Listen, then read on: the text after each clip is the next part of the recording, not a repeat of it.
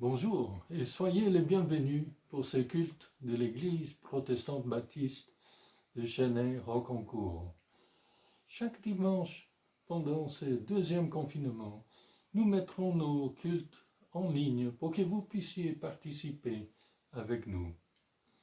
Maintenant, avec le psalmiste du psaume 98, je vous invite à l'adoration. Chantez en l'honneur de l'Éternel un cantique nouveau, car il a fait des merveilles. L'Éternel a fait connaître son salut, il a révélé sa justice aux yeux des nations. Poussez des cris de joie en l'honneur de l'Éternel, habitants de toute la terre. Faites éclater votre allégresse et chantez. Oui, nous aussi, nous voulons chanter en l'honneur de notre Dieu, en chantant ces cantiques qui nous parlent de la majesté du Seigneur.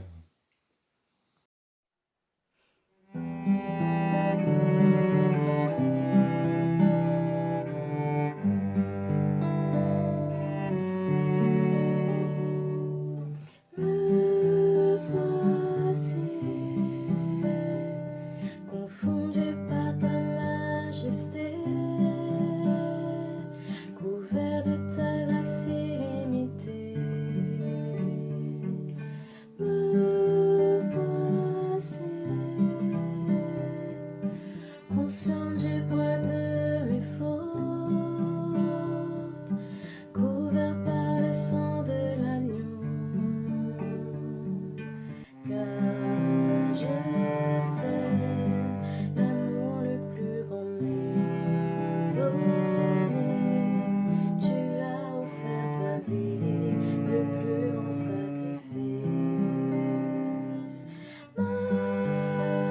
Majesté, majesté, ta grâce m'a trouvé tel que je suis. Je n'ai rien à moi, mais sans toi je vis.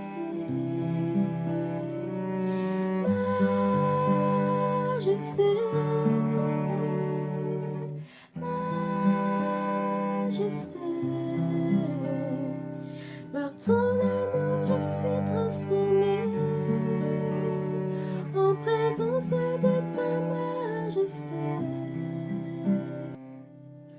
Me voici,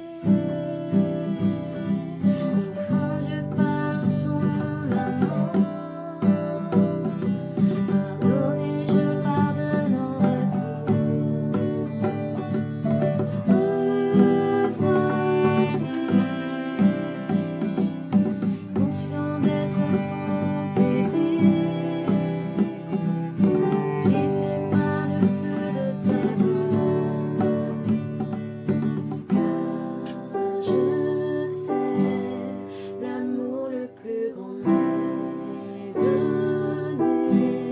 Tu as offert ta vie, le plus grand sacrifice. Majesté, majesté, ta grâce m'a trouvé tel que je suis. Je n'ai rien à moi, mais en toi je vis. Majesté, majesté, par ton amour je suis transformée en présence de ta majesté.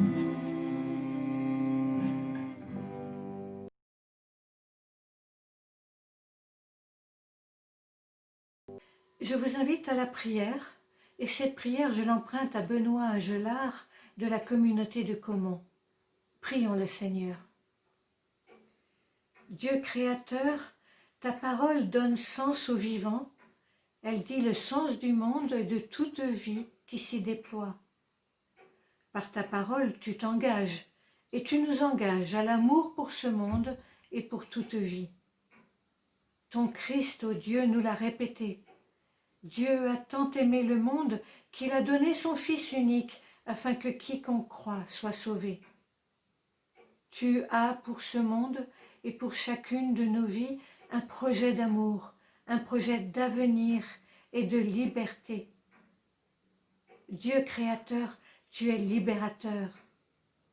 Quand nous avons peur, quand nous doutons, quand nous cherchons le sens, quand l'actualité nous angoisse, quand nous perdons pied, quand l'avenir est sombre, redis-nous encore et toujours ta parole, bonne nouvelle d'amour pour aujourd'hui et pour demain.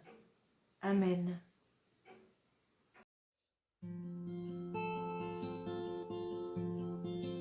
En Jésus seul est mon espoir, lui ma lumière, ma force, mon chant, pierre angulaire, solide rempart, même quand l'orage devient violent.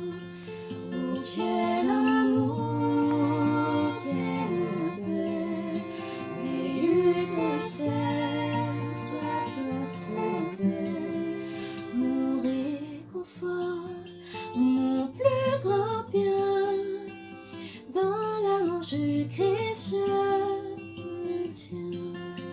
En Jésus seul, Dieu s'est fait chair, dans son enfant auquel mystère, second amour de sainteté, haï par ceux qui veulent sauver, jusqu'à la croix est élevé, celui la colère est tombée, tous mes péchés il les a pris, par l'amour de Jésus je vais là dans l'attente et reposer, lumière vaincue par les ténèbres, quel jour glorieux il apparaît, d'entre les morts il se relève, et sur ma vie par sa victoire, le péché perd tout son pouvoir. Il est à moi, je suis à lui, racheté par le sang du Christ. Je vis en paix, je me sens plein, gardé par la puissance du Christ. Du premier au dernier souffle, Jésus est maître de ma vie. Les plans des hommes ou du malin ne peuvent m'arracher de sa main, et qui revient me rappelle, par la force du Christ je tiendrai, par la force du Christ je tiendrai, par la force du Christ je tiendrai.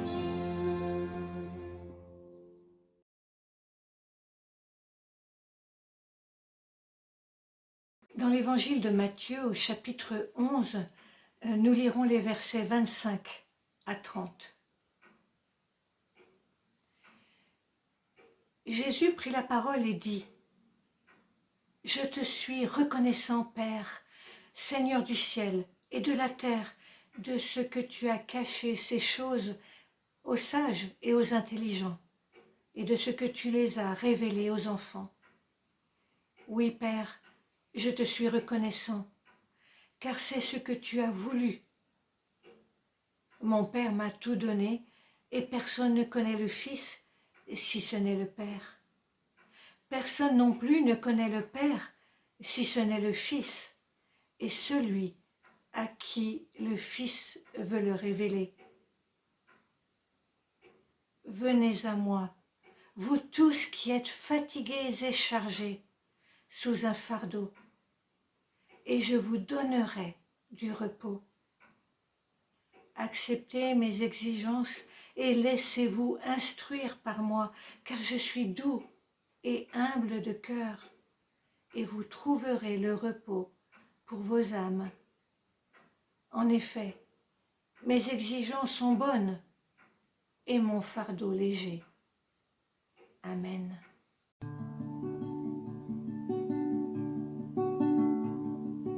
Mon Dieu, plus près de toi, plus près de toi, c'est le mot de ma foi, plus près de toi. Dans les jours d'épreuve, déborde comme un fleuve, garde-moi près de toi, plus près de toi,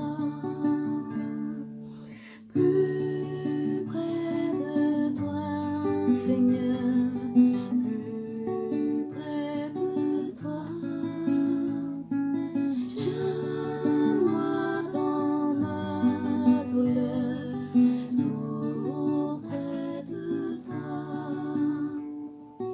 Alors que la souffrance fait sourd silence, toujours plus près de toi, Seigneur, tiens-moi. Plus près de toi, toujours, plus près de toi. Donne-moi ton secours, soutiens ma foi. Que Satan se déchaîne, ton amour me ramène toujours plus près de toi, plus près de toi. Mon Dieu, plus près de toi, dans le désert. J'ai vu plus près de toi, ton ciel ouvert. Belle mon courage, ton jour à l'orage. Mon Dieu, plus près de toi, plus près de toi.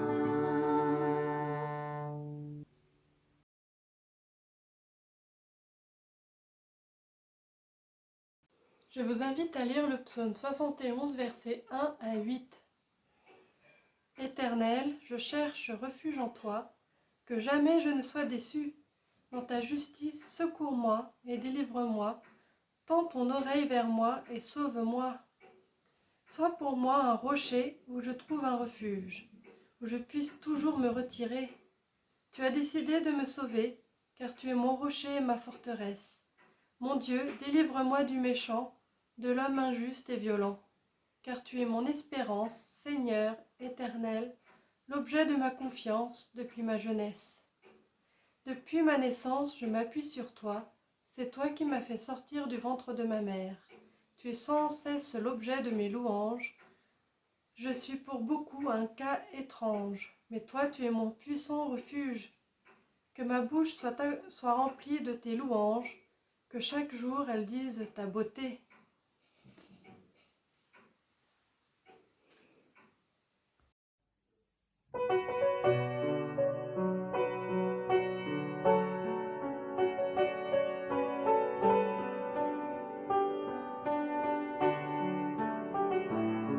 Tu es ma force, ma consolation,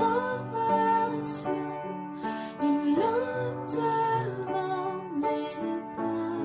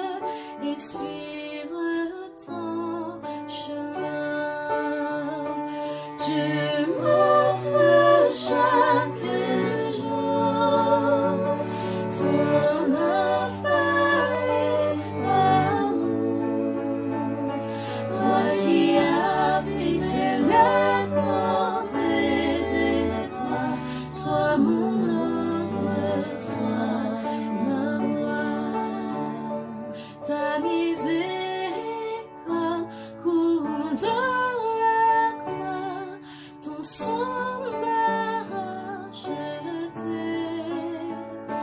tout ce que je suis me viendra sans fin je te louerai. Je m'offre chaque jour ton infaillible amour, toi qui as fixé les corps des étoiles. Sois mon encre, sois ma voix, sois mon encre, sois ma voix, sois mon encre, sois ma voix.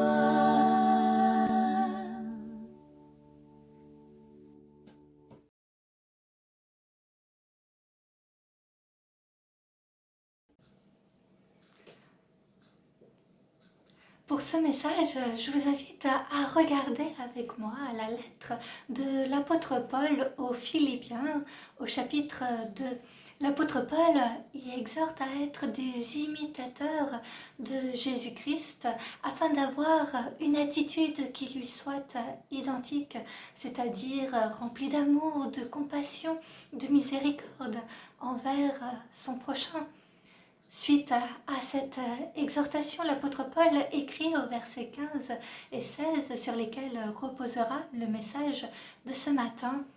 C'est comme des flambeaux que vous brillez dans le monde, parmi une génération perverse et corrompue en portant la parole de vie.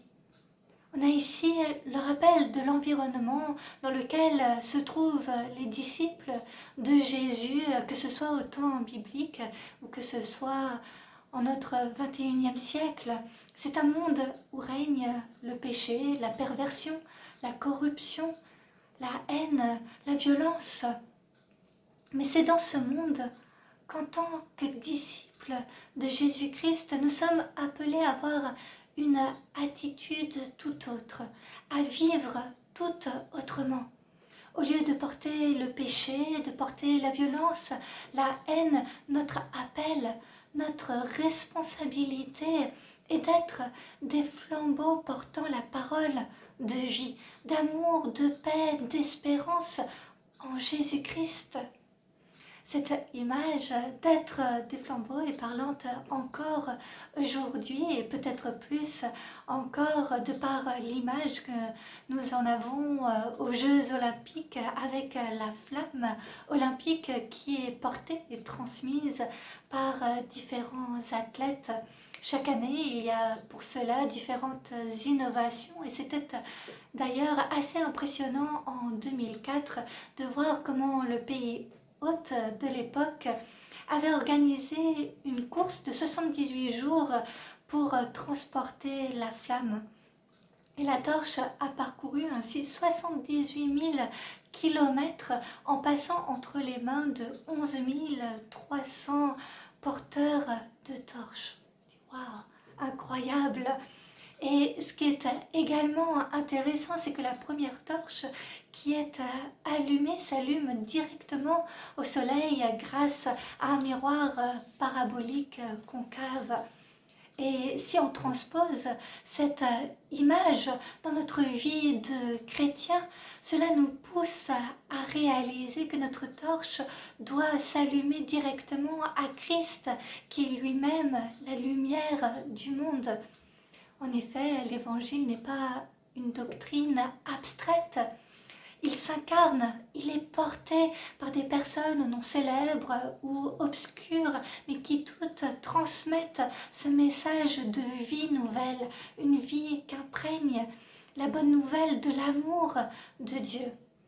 C'est alors que, tels des ambassadeurs, nous pouvons nous aussi transmettre la lumière de Christ à nos prochains qui, en faisant de même, font que cette lumière de vie est transmise à des milliers de personnes.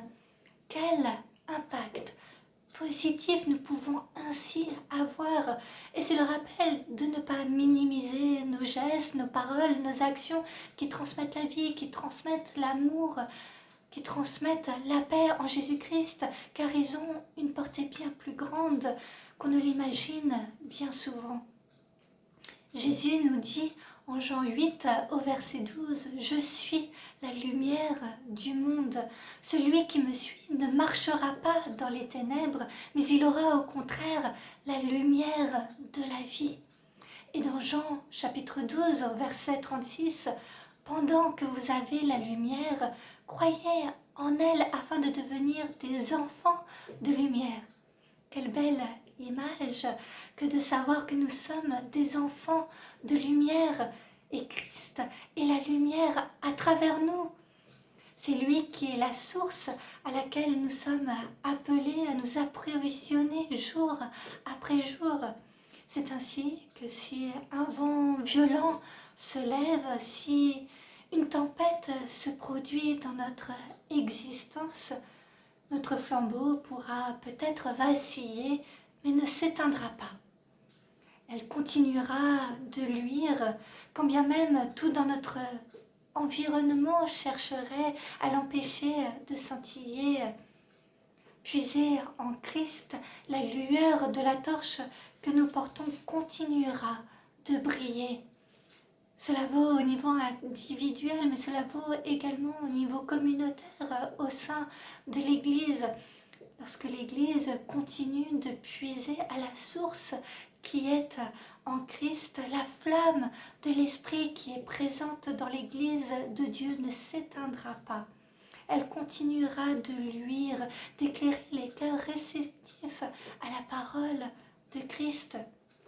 Ainsi donc, en ces temps terribles de l'assassinat de Samuel Paty, en ces temps terribles de l'attentat sur la basilique de Nice, nous voyons, malgré l'horreur de l'acte, des lumières jaillir de par la communion fraternelle inter-église, protestante, catholique, orthodoxe, par le soutien dans la prière, par les paroles d'encouragement, de réconfort, des gestes de tous horizons se font montrant l'humanité qui demeure et la volonté d'unité dans l'épreuve. En tant que chrétiens, en puisant constamment notre lumière en Christ, nous pouvons répondre à l'appel en Philippiens 2 à prier en portant la parole de vie, ce qui signifie éclairer ceux qui nous entourent, que nous côtoyons, et les guider vers la lumière de Christ. Il y a ici un écho qui est fait au passage qui se trouve dans Matthieu 5, versets 14 à 16, où il est écrit « Vous êtes la lumière du monde ». Une ville située sur une montagne ne peut pas être cachée, et on n'allume pas non plus une lampe pour la mettre sous un seau, mais on la met sur son support et elle éclaire tous ceux qui sont dans la maison. Que de la même manière, votre lumière brille devant les hommes afin qu'ils voient votre belle manière d'agir et qu'ainsi ils célèbrent la gloire de votre Père céleste. Nous avons ici l'appel individuel et communautaire à porter et à transmettre le flambeau par de belles manières d'agir afin que la lumière de Christ soit visible, puisse ainsi transformer le plus grand nombre par ses bénédictions. Transmettre la lumière de Christ se fait de différentes manières. La lumière de Christ devient visible de par le pardon. La lumière du Christ est visible lorsqu'un enfant vient se blottir dans les bras d'amour de son père ou de sa mère ou bien même de son oncle ou de sa tante. La lumière de Dieu devient visible dans tous les gestes de service, d'attention et d'aide envers son prochain. La lumière de Dieu est tout autant visible et révélée au travers de l'écoute d'un ami, d'une connaissance, au travers d'un encouragement reçu, d'une présence qui rappelle que Dieu continue de veiller et de pourvoir. La lumière de Dieu est perçue lorsque tout semble perdu, mais que de manière incompréhensible, une lueur d'espérance demeure et qui est celle de la foi. la lumière de Dieu, et c'est ce que nous vivons par tous ces gestes et ces paroles d'amour, de solidarité, de soutien fraternel, de compassion, de réconfort en ces temps éprouvants. La lumière de Dieu est cette espérance qui demeure dans la tourmente. La lumière de Dieu est la paix recherchée par ses enfants. Car la lumière de Dieu, c'est avoir son cœur rempli d'amour envers son prochain, quel qu'il soit. Cela passe par le respect les uns des autres, l'écoute, le dialogue, l'édification mutuelle, même en distanciel. Être des flambeaux, c'est montrer le chemin aux autres pour que d'autres puissent aussi dire de la parole de Dieu, ta parole est une lampe à mes pieds et une lumière sur mon sentier. Que nous puissions recevoir la lumière de Dieu, sa parole de vie, mais aussi porter et transmettre sa parole pour que le royaume de Dieu puisse croître, que la gloire de Dieu resplendisse, sa splendeur et magnificence. Alors, comme le dit le livre de Daniel dans l'Ancien Testament, ceux qui auront été perspicaces brilleront comme la splendeur du ciel, et ceux qui auront enseigné la justice à beaucoup brilleront comme les étoiles pour toujours et à perpétuité. Que nous aussi, nous puissions briller comme la splendeur du ciel et briller comme les étoiles pour toujours et à perpétuité. Amen. Et je vous invite à la prière, je vous invite à faire vôtre cette prière de François d'Assise. Prions le Seigneur. Seigneur, fais de nous des ouvriers de paix. Seigneur, fais de nous des bâtisseurs d'amour. Là où demeure la haine, que nous apportions l'amour. Là où se trouve l'offense, que nous mettions le pardon. Seigneur, fais de nous des ouvriers de paix. Seigneur, fais de nous des bâtisseurs d'amour. Là où grandit la discorde, que nous fassions l'unité. Là où séjourne l'erreur, que nous mettions la vérité. Seigneur, fais de nous des ouvriers de paix. Seigneur, fais de nous des bâtisseurs d'amour.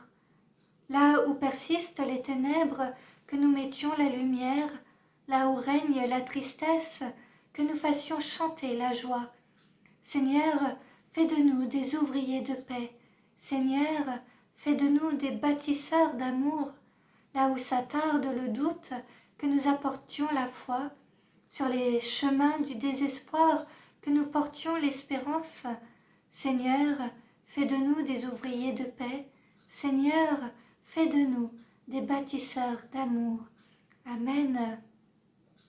Amen.